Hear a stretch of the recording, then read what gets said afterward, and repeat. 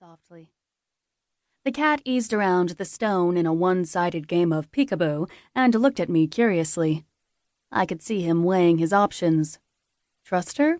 Don't trust her. Once again, the minuscule movement. And once again, a voice rang out, startling both of us. "Leo, I'm glad I caught ya."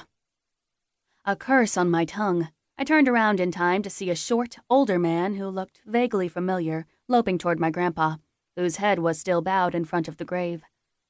His pasty face, thinning white hair, and glasses made me guess late 60s. He looked like he fought a good fight to keep the pounds from settling in his middle and was slowly but surely losing the battle. Grandpa looked up from the casket, disinterested. "Frank," he said, nodding at the other man, but making no move to shake his hand. "Thanks for coming." I looked back for the cat, and he'd vanished again.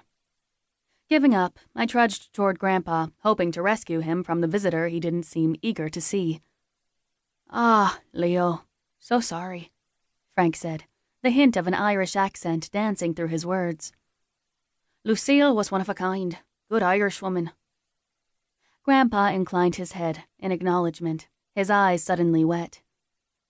"You remember my granddaughter, Madeline?" he said, nodding at me.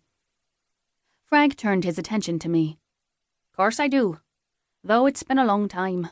Frank O'Malley, if you don't remember. President of the Daybreak Island Chamber of Commerce." He puffed his chest out a bit, then leaned over and bussed my cheek. I smelled wine on his breath, even though it was barely 11 in the morning.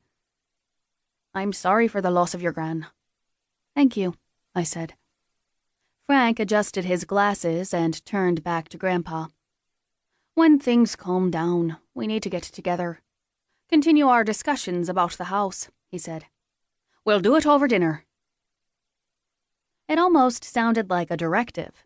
I held the frown back as I watched Grandpa. I didn't know what they were talking about, but Grandpa wasn't usually on the receiving end of directives. If someone tried it, they got the look. Bushy white eyebrows drawn together in a wild slash, the usual twinkle in his brown eyes, dimmed by dark storm clouds. He'd perfected the look during his long tenure as chief of police of Daybreak Harbor, the largest of the 4 towns that made up Daybreak Island. I waited breathlessly for it.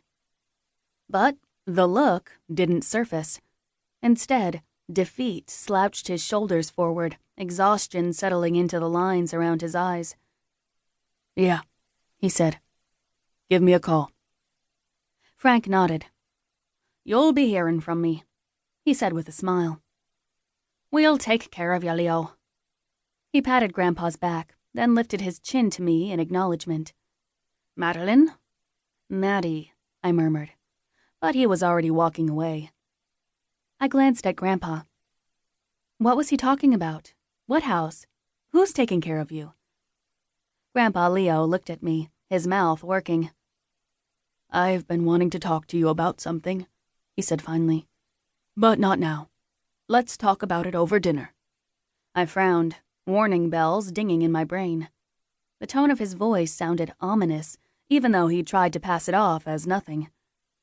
"Okay, but is everything—" "They're waiting for us," he said, nodding toward the limo where my dad had reappeared out of the car, checking his watch.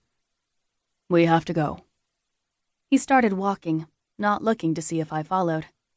I didn't.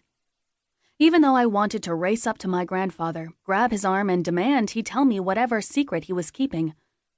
Instead, my gaze slipped back to the gravestones by the tree line, one last ditch effort to glimpse the cat again. But I didn't see anything beyond the stones. Disappointed, I started to walk back to the limo when I heard a squeaking sound. I paused and scanned the area. His clear green eyes radiated calm and wisdom. He was the most handsome cat I'd seen in a long time, with his perfect ginger patterns. And he sat perfectly still, like one of those statues people put in their gardens.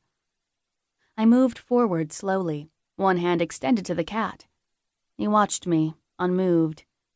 I'd almost reached him when my dad came up behind me, startling both of us. I wanted to cry out in frustration.